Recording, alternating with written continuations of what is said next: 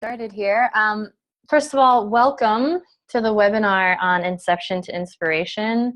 Thank you for joining us this morning, evening, afternoon, earlier morning, all the different time zones we're on.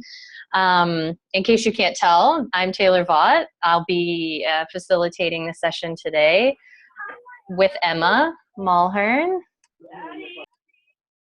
And looks like we lost Emma altogether, so go ahead without her. So some of you know, or as most of you know, I'm the learning advisor for the project, and I'll be sharing this presentation today and going into kind of what we learned from the interviews and what we took away from what's working, what was tough, and how we're improving within Adolescence 360 in the Inception to Inspiration phase. One thing to mention is that ITAD was in a supporting role on this project, so it was not an official evaluation product from ITAD, more support to us as a team as we pulled together this information. So we've been, this presentation's been a long time coming, so we're excited to get started. And I will move on. Okay, so this is one of Emma's slides, but I know all of this too, so I'll go through this. This is our methodology that we used for the research. We did key informant interviews with a total of 14 people across the consortium, and our questions focused on capturing the reality for each participant, his or her understanding of our successes, areas for improvement, lessons learned, and recommendations. Many of you on the call were participants in those interviews. Thank you for setting aside that time. And yeah, we got a lot of really rich data out of that Emma and I then did some analysis on. So this is the rest of what we did. We transcribed and de-identified everything, did a thematic analysis with a coding framework. Oh, we have people on video now. Oh, can you guys still see my screen? Yeah. Okay, great. So we did the analysis, transcriptions were coded, joint discussions of themes, and finally we are presenting our findings now. And within that presentation, there will be an analysis of our findings from a learning perspective. So that's kind of the slant that we're approaching this from. Thinking about it from this learning angle and, what do we need to share with others so that they can replicate as well. So we'll go on here to our findings. So before we cover those, I just want to mention that we've taken a couple learning frameworks that I felt were appropriate given the themes we found to frame these key themes. So we're going to start going through those themes using those frameworks, and then we'll talk about what improvements we've already been making, and then we'll talk about our findings, our other findings later on in the presentation. So yeah, let's go. Sorry, Taylor, I've managed to dial in. Extremely apologetic for missing the first couple of slides, but I'm here now. I just can't see the screen, but I've got the presentation in front of me. Okay, great. Yay. Glad you can join us. I just went through the slides on the methodology that you would cover, and I think we hit everything. Great. So we'll just Thanks so much. Yeah, no worries. Fantastic. Glad you're able to join. Okay, so I would say, as we're thinking about our findings, the overall overarching theme that Emma and I saw out of all of the data was that really it's all about how we do the work. The things that people most wanted to talk about in the interviews, both in terms of what we do well and what needs improvement, has to do less with distinct project activities and more to do with how we all operate as a team. So it really was about team dynamics and team performance, talking about how we work together, roles, leadership. Those were the things that came to the fore in every conversation we had. We routinely heard people asking questions about their individual roles, as well as how the team communicates and collaborates. And certainly there are details around the what we do that were stress points or highlights from this phase, from inception to inspiration. But we want to emphasize that the key takeaway from all of our conversations was that how we do things and work together as a team was really seen as the crux of this project. So in order to frame that up, a useful model that I want to share with you guys that we'll go throughout this presentation is called the Drexler-Civet Team Performance Model. And I was looking at the different themes that Emma had seen and that I was seeing from the interviews. And this model instantly came to mind to me as a reflection of what we were seeing. Just to give you a quick overview of this model, it talks about 7 basic components of an effective team. So that's what this bouncing ball in its 7 phases is representing. And those 7 phases, I'll quickly review them now, and then we'll go into them in more depth in the coming slides. But first is orientation. Why am I, or why are we here? Second is trust building. Who are you? Who are we? Kind of developing that team trust. Third is goal clarification. What are we doing? Fourth is commitment. How will we do it? 5 is implementation. Who does what, when, and where? And 6 is high performance. So you see the bouncing ball kind of going back up. We're moving toward high performance. And then finally, renewal. Why continue? And that's talking about as you are performing as a team, how do you sustain energy and renew yourselves and keep the momentum going? Underneath the 7 components, you'll see creating and sustaining. The first 4 stages of this model are about forming the team, while the last 3 are about sustaining and growing our performance. So that's that kind of split in half there.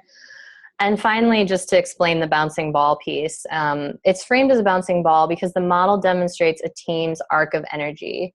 When in the stages toward the top of the diagram, the beginning and the end, as a team, we will probably feel a greater sense of freedom in the orientation and renewal stages when we have opportunities with limitless potential and possibility.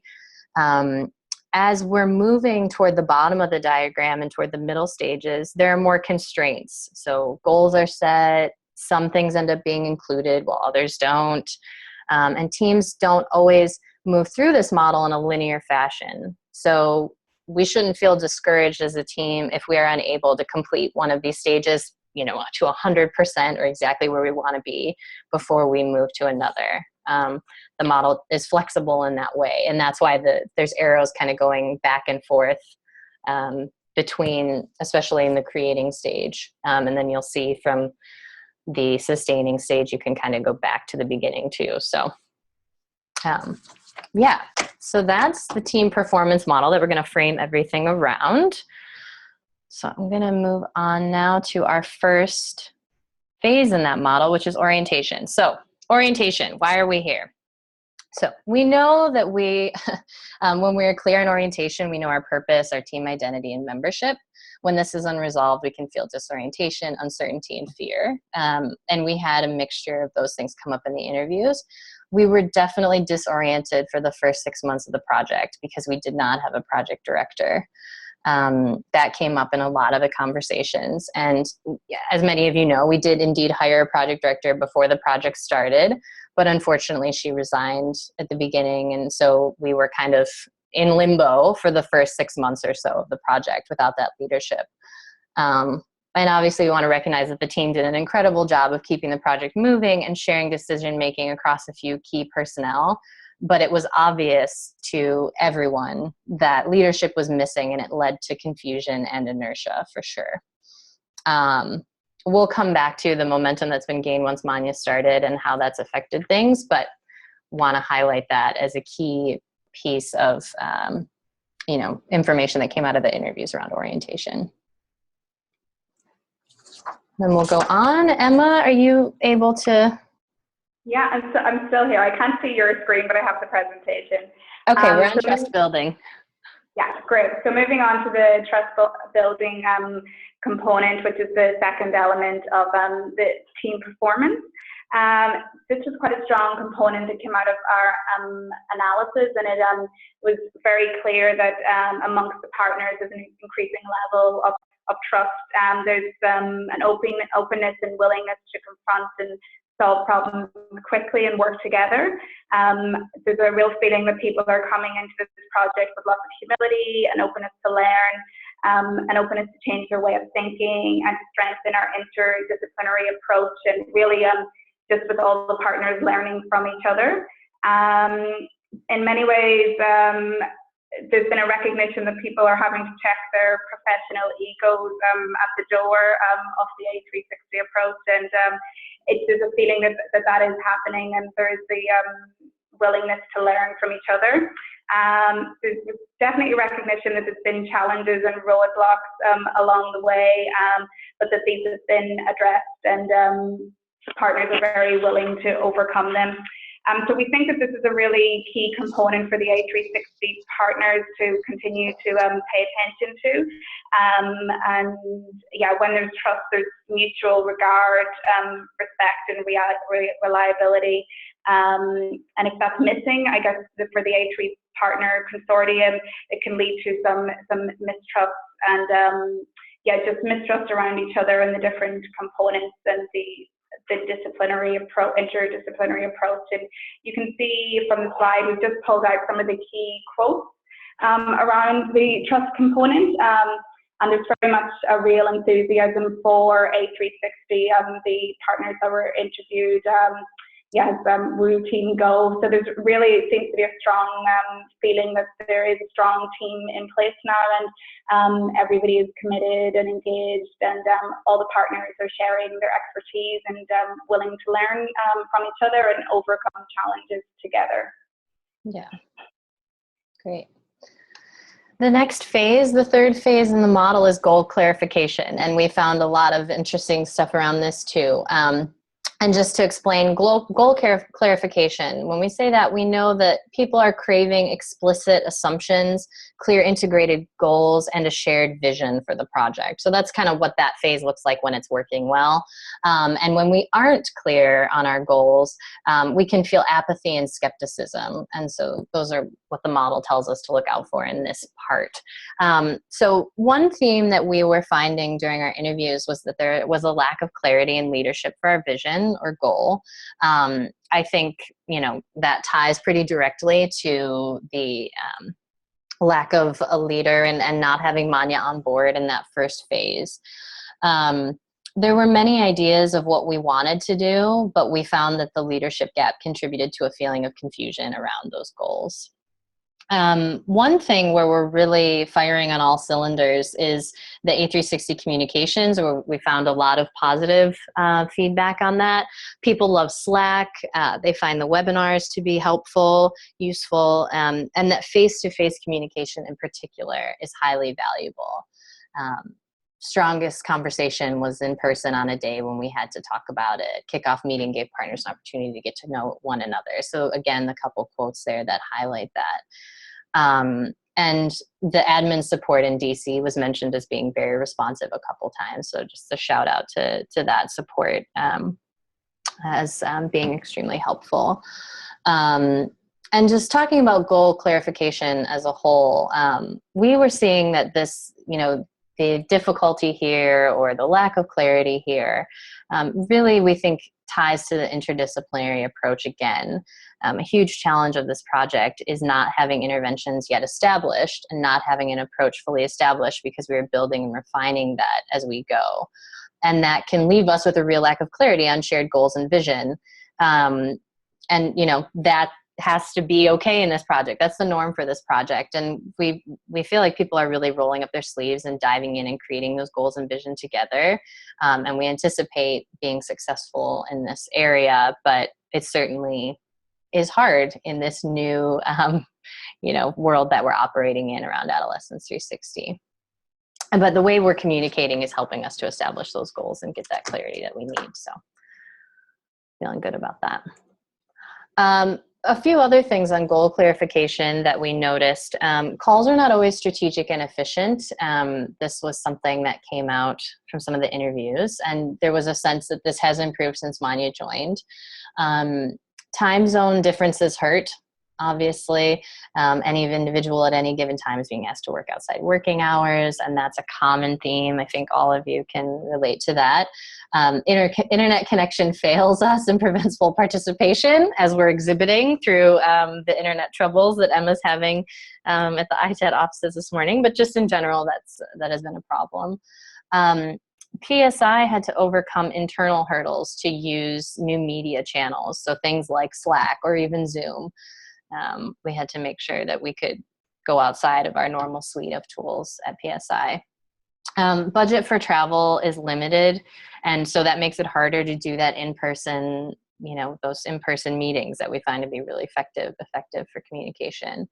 And finally, around learning skills, there was a concern that, there's not enough time to build the capacity around the different disciplines to the level we want to at the boot camp, or are we clear on where we're trying to get around learning in the boot camp and around the different disciplines, and what are our expectations at those touch points and just in general for the project. So those are a couple other areas in which we thought that the what of what we're doing was not as clear as it could be. And Emma, we're now on commitment. Thanks. So when we talk about the fourth piece of team performance from the model, we're discussing commitment. This very much means assigned roles, allocated resources, and decision making. And when this is unresolved, members of the team can feel dependence and resistance. And this very much links back as well to the lack of a project director at the early stages of the program. So what we found when we were analysing the interviews is that there was very much a feeling at the start that it was difficult to make decisions, and that there was a real emphasis on consensus and everybody agreeing on absolutely everything. But at times, there were times when tough calls and decisions had to be made, and the leadership role wasn't there. But this is evolving over time. There's also a lack of clarity around roles and responsibilities. And we recognize that there's recognition that this is continuing to evolve over the life of the project. So the lack of roles and responsibilities during the interview that came out that this hits different layers of the A360 consortium. So lack of clarity between partners about their specific roles, but also lack of clarity around individual roles in the core team. They're still not clear to everyone, and partners have not always been clear on their specific role and their time allocation. Sorry, I'm just conscious I don't want to jump into the next slide, Taylor. Yeah. So again, we pulled out some of the key quotes from the interviews on this, and I think there's some really interesting findings on the lack of clarity on roles and responsibilities and real honesty around recognizing this. Mm-hmm. Taylor, do you want to continue? Yeah, I just switched to the next slide, which is more around about the commitment piece and how we're going to do the work. There were a lot of questions about where, when, and how everything fits in. How do we distill that into the Adolescence 360 approach? And there were times where some partners felt left out. I mentioned the project felt more DC-centric at the start. And just the awareness about Tanzania, and that they were in a different place in terms of the approach, or are in a different place in terms of the approach, and consideration needing to be made around how they access the other pieces of that approach to build on their extensive experience in HCD. So those were some of the additional, I want to say, pain points around the how we'll do it, or questions that were consistently coming up. And again, I think this ties pretty obviously to the uniqueness and novelty of this new approach, and that it's taken us time to figure out ownership and roles as the actual activities unfold. We had a good outline from the proposal, but making it really happen takes time and a lot of energy to figure out. So now we'll go to implementation on slide 13, Emma. Great, thanks. I hope, can you hear me okay? You're just cutting in and out sometimes, even on the phone. Oh, really? I can hear you perfectly clearly. This is great. Yeah. So moving on to the final piece of the model that we found data around in our interviews is the implementation component. So who does what, when, and where. We know that when this is clear to the team, there are clear processes, alignment, and disciplined execution. If this piece is unresolved, there can be conflict and confusion, non-alignment, and sometimes missed deadlines. And I guess as we're pulling the interdisciplinary approach together, this piece can be particularly tricky. And this is something I've heard Manya mention a couple of times and was echoed in the interviews. This project is definitely challenging for all partners in many ways. The A360 consortium are building this new ship and looking at different ways, and it's starting to look slightly different to the way it was presented in the proposal. And there's been lots of evolution around different partners' roles since the proposal stage, and that's all starting to come together now, but it's definitely been an evolution. It's been important to have true collaboration between the country teams and the discipline experts. So this is where the boot camps and technical briefs have come into play, which are the ways that Anna, Courtney, and IDEO have been working together in person, which has been really useful. There was some points on the budget. The proposal stage, the budget was an outline, and now that this is being fleshed out, there was some feeling that the budget is now it's changing, or the budget is changing. There was a feeling that this is kind of evolving in line with the evolving A360 approach. So as the budget is being realigned, there's some challenges and some problem solving that has to be taken up with the donors. And maybe Taylor, afterwards you can say a little bit more to that point because it's kind of less my area. Maybe just moving on to the next slide. Yep. We're moved. So during the interview, the importance of the youth engagement part really came out, and from all partners, there's recognition around the challenges, but also it's very clear that all partners are very aspirational and committed to getting the youth engagement part right. So I guess the issue now is trying to anticipate those challenges and address them head on. And I think Ethiopia set a great example and tone for how to do youth engagement well, and what the partners want to do with the rest of the project. Bringing young people into the process as experts in their own right and true partners in research, analysis, and design. And I think having Anna on board in some of the sessions that I participated anyway in Ethiopia was certainly very useful. So it'll be interesting to see how people are feeling about this moving forward. And again, I think I've already mentioned that there's recognitions around the challenges of the youth engagement component, particularly around challenges around how to recruit young people and I guess maintain the youth component throughout the A360 program, and really just how to do that component meaningfully. And I think that's where Anna is playing a really strong role. And just on the last section on implementation. Lots of feelings about the IRB. I guess this is very clear and are very central in people's minds when the interviews were conducted. So this came out, I think, in almost all the interviews. The IRB is something that everyone has found challenging, and it's something I've had also working through and learning significantly from the A360 partners. So bringing together the rigor and figure that is required when designing a protocol has been a key challenge of this project and will likely continue to be a challenge. So it's been recognized that this is a challenge rather than a frustration.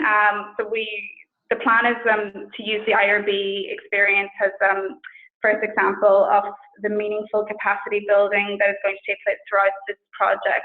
So there was some recognition that partners felt that there was a lack of capacity and a lack of knowledge around how to do the IRB, which is one of the main reasons it was so challenging for everyone involved.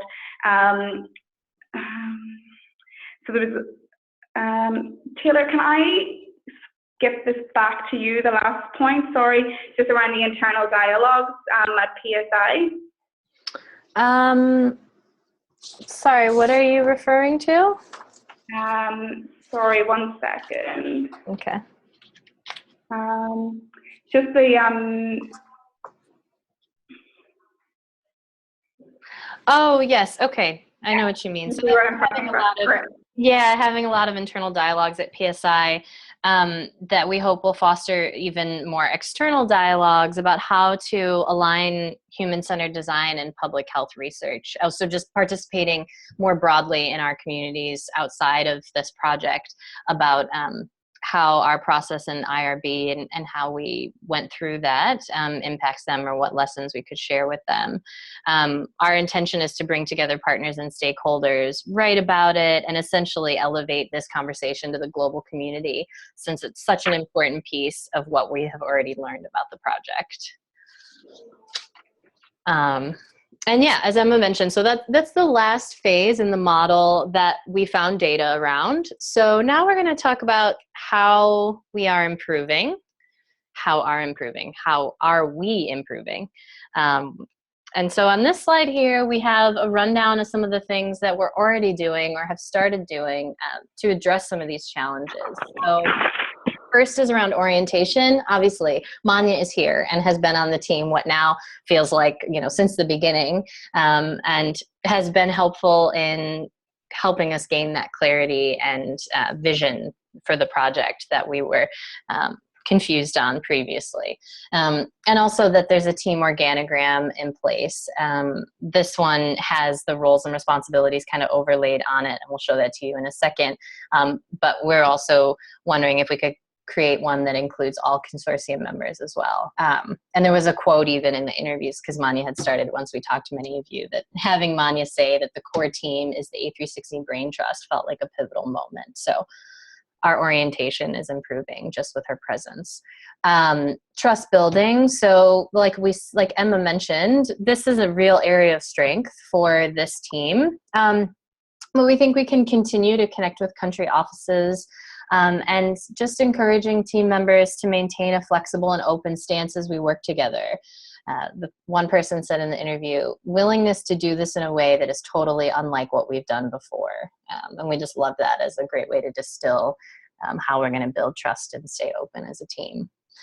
Around goal clarification, so we have a clear goal now on what the Adolescence 360 approach really is, and there's been a lot of discussion around that. And we've moved to task-oriented calls as opposed to overall check-ins, which a few people mentioned to be helpful. We also brought the country teams into the core team, which was a really useful shift. And Tanzania is on an acceleration plan to help them get up to speed on the entire Adolescence 360 approach. So we think that's another step in the right direction. Around commitment, so the RACI has been put in place to gain clarity and assign roles for all the major activities and the timings around those activities. And finally, for implementation, we learned a lot from the IRB, as Emma mentioned, and I talked about sharing that with others. And we're continuing to work on youth engagement and how we make it real. And I think just in general, a suggestion to the group is about being realistic about timelines to implement the different components. IRB comes to mind again on that, and just, how differently we would have structured things had we known how long that would take. And, hindsight's 20/20, but going forward, keeping that realistic timeline in mind so that we don't get tripped up by that. And I want to show you, so this is the organogram that I mentioned, just as one of the examples of the progress that's being made with the clear roles and responsibilities. And we would love to get the entire consortium represented on here. So what else can we do to be attentive to how we are working? So if that's really what came out of these interviews and that's what we're seeing as the crux of our success on this project, what else can we do to make sure that we're working well together?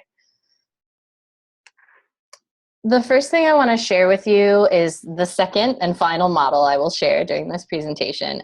This is the William Bridges change model, and I think it's important because of what it shows us about the experience of change and the feelings that we might have as we adapt and change in this new project. And I hope it just helps us to realize that we're doing something completely new, and that's hard and takes time.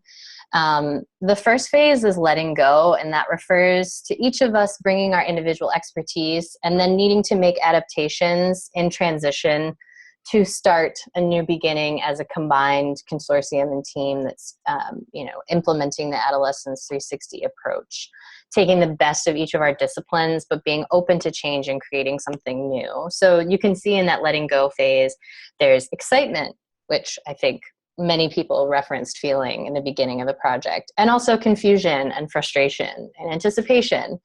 And even some skepticism can come through as you move into that transition of anxiety, resistance, confusion around, we can see that around the goals. What are we doing? How are we going to do it? How is this all going to come together?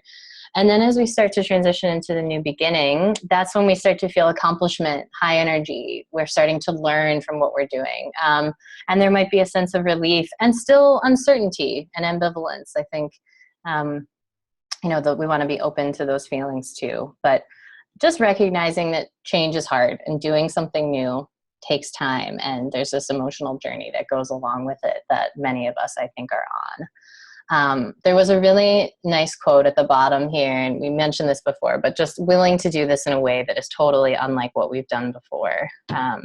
Keeping that openness that we've seen on this team, we think will be super helpful. And then a few other suggestions that I would make to us as a team is that we want to build in time to our work to address this, how we're going to perform as a team. So I would like to see us dedicate time in each of our touch points to discussing, where are we at in this model, or where are we at around goal clarification, just checking in with ourselves on how we're doing, and are we clear on these different pieces or not, and how do we get that clarity? And that, I think as we're moving to task-oriented calls, I think we can also add some process into our calls too. Another thing that I would suggest that we do is establish explicit team values that help guide us in all of our work. I think there's a lot of unspoken norms about how we're going to work together, but until those are more explicitly stated and clear, I think there's still opportunities for misunderstanding or assumptions, or for things to be under the table that then make it more difficult for us to work together. So I would suggest that we do a values exercise. And then I really think that using feedback and creating a culture where we can be open and honest with one another and give feedback on how we are working together will really strengthen this team as it would any team. I have a model here that I think is helpful for that, and that I'll be sharing with everyone after this webinar. But yeah, I would love to ask each of you to try this at least once in the next week. And the 3 pieces of this model are the intentional approach to it. So coming from a place of assuming best intentions in the other person, and also wanting to make a positive change. So giving feedback in a positive space in your mind. And then being specific, giving a specific example of what you've noticed. And finally, having a dialogue around the feedback itself. So saying something like, what I think would make this even better is if you were able to do X. So I'll use myself as an example. I just noticed I was talking a little quickly. So a way that I would give feedback to myself would be coming from a place of best intentions and assuming that I'm trying my best, and saying, Taylor, when you're in the webinar and you talk quickly, I notice sometimes you talk quickly, and that can make you seem nervous. When what would make this even better for me is if you took a slower pace to your speaking and took your time to explain your point. And that's a nice example of this feedback model. So I would love to see everyone use this at least once in the next week as a way to test it out. And I would also love to hear your feedback on the feedback. How did it go? Was it hard? Was it helpful? Yeah, let's hear what you think. So what happened to the last two pieces of this model? So high performance and renewal. I think that if we can continue to be attentive to the questions we've outlined in the first 5 phases of this model, that we will get to the last two, high performance and renewal. When we are high performers, we interact spontaneously, there's synergy in our actions, and we're surpassing results. And I think we've certainly started to see that. You know, I know that there's meetings that have happened on the West Coast between folks who happen to be in the same region at the same time, and they have this spontaneous interaction and are doing work together. So that's great. And if we don't get to this high performance by making sure we're addressing the questions in the first 5 phases, we can begin to feel overloaded and to see increases in disharmony in the team. And finally, our ultimate goal is renewal, where we are recognizing and celebrating our successes, where we are masters of the constant change we experience in the project, and where we have real staying power. And without this renewal, we can get bored and be burnt out. And I'm sure you all can relate to that piece on burnout. That's something I've seen in a variety of projects. And I think we can all agree that we don't want to end up there ourselves. One thing that I want to mention about thinking about this high performance and renewal and just the team performance and model in general is that this is not just for the consortium, but we want to think about how do we share this and include the entire, you know, all of our partners and external entities that we would want to work with on the project. So host country governments, peer organizations, how do we bring them into this model too and help explain it to them and also hear their perspectives on, you know, what high team performance would look like for them. And also, we will have new people join the team throughout the duration of the 4-year project. I can speak from my own example of joining the team in July of this year and thinking about how do we help new people on the project get clarity on where we're at in these different phases. I think it's important that we, as a team, kind of answer these questions for ourselves like we have started to do, and then that we're able to share that with new people and also bring in their perspectives so that they can help shape our team as well.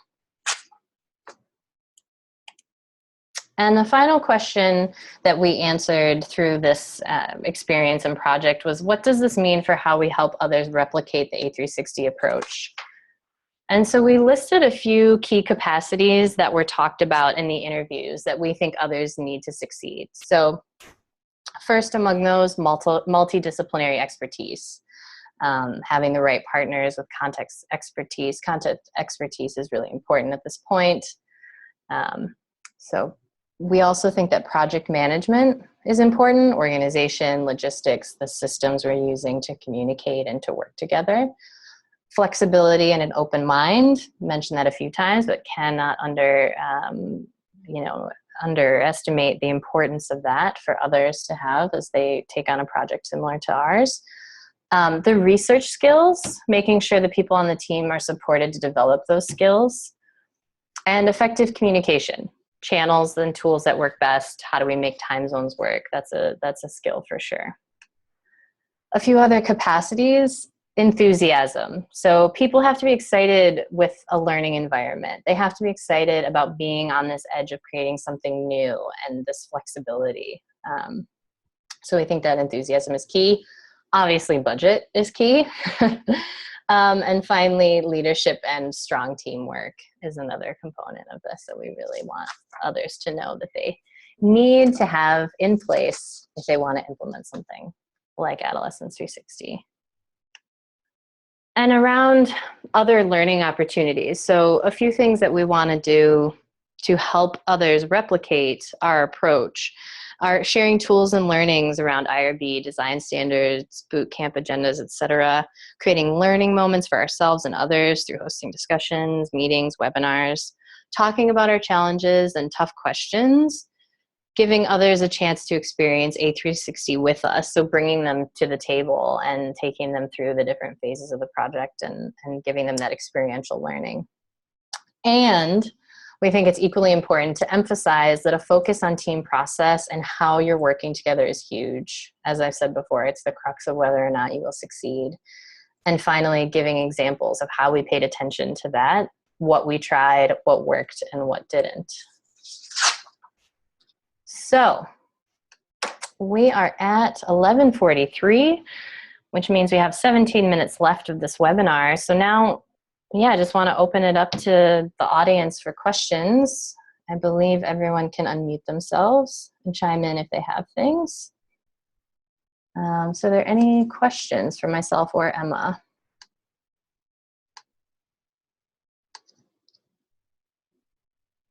This is Trish. That was a lovely presentation. Thank you. Thanks. And I like that you took the time to really be reflective on what's been going on. And I think it's a nice moment and time to do that. One question I have is, what will you be continuing to do this type of assessment, or what are the other things you'll be looking at as you continue to sort of aggregate learning about this process? Yeah, I really think, you know, now that we've realized how important thinking about team performance is to our success, that it would be helpful, and I would like to continue to explore that throughout the different phases of the project and see how we move on that model and where we end up. So certainly we'll be looking to do those types of assessments going forward. And I think this is where the evaluation team, in particular the process evaluation, will complement Taylor's role as learning advisor, because we'll also be capturing some of those themes in the phases moving forward through our evaluation and key informant interviews in particular. Yeah.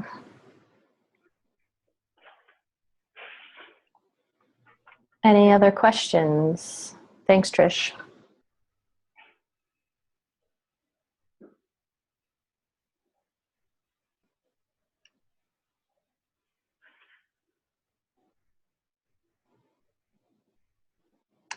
Don't everyone jump in at once.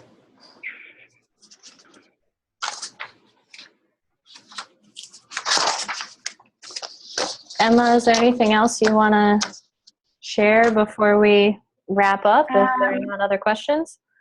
No, just apologies again for the horrific internet connectivity in the UK today. This is the first time it's happened, I think, which is awful timing.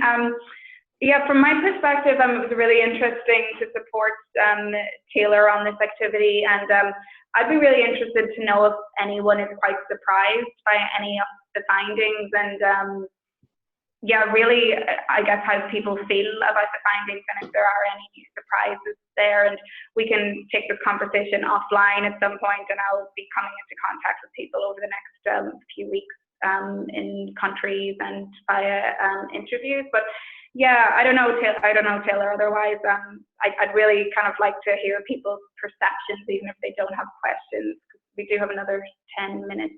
Yeah. Yeah, does anyone have any reactions or reflections they would like to share?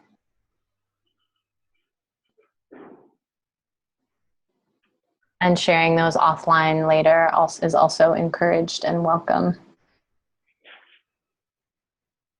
This is meant as a start of a dialogue on this, not as kind of the period at an end of a sentence. So please reach out if and when things come to mind that you think are relevant to this.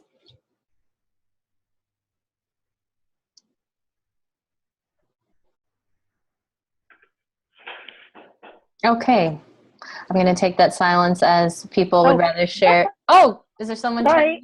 Yeah, this is Trish. Sorry. Go for it. I was mistaking my mute button. Anyway, so the question I had was, I think you mentioned a couple of things that we could do sort of as individual humans. Mm-hmm. But I was wondering, as a project, if there were any experiments that we should be sort of actively aware of or experimenting with as we sort of move forward into Nigeria, or as Ethiopia continues to do remote collaboration, right?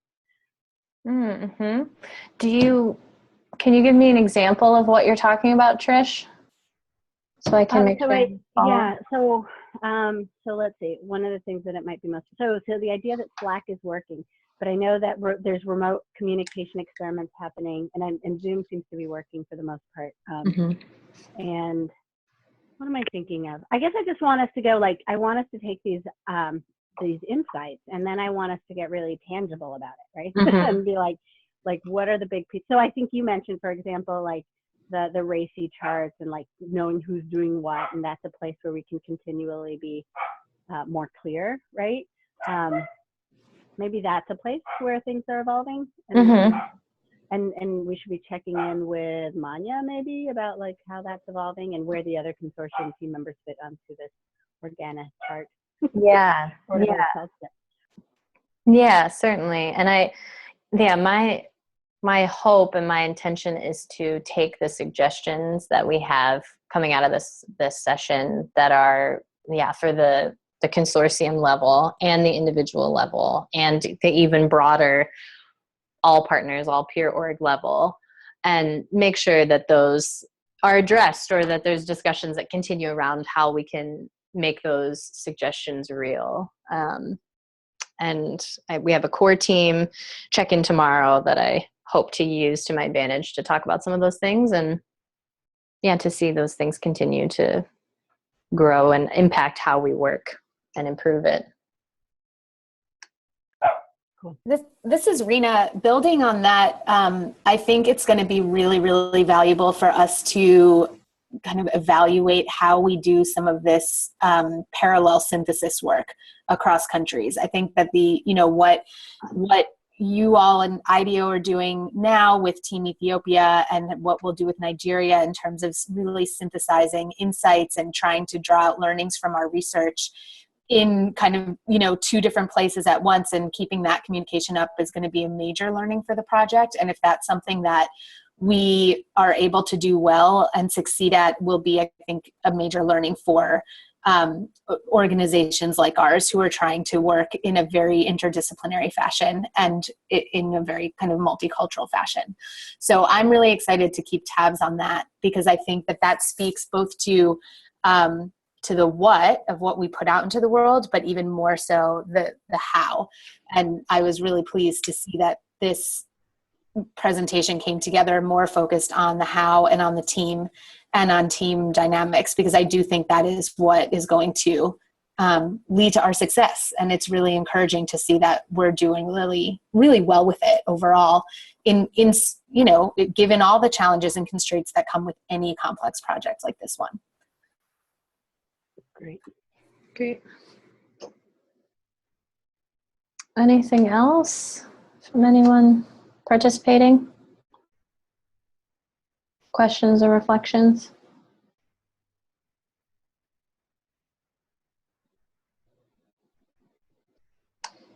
Okay, so I'm gonna go ahead and wrap us up here, and just want to say thank you again to Emma for all of your support on this, and for figuring out a way to call in despite the internet issues you're experiencing. I'm glad you could join us. And thanks to everyone for calling in and listening. And if you have any additional insights or reflections or questions later, please feel free to reach out to myself or Emma or both of us. We would love to hear from you. So looking forward to that. All right. Thank you, guys. Thanks, everybody. Thank you. Thanks. Bye-bye.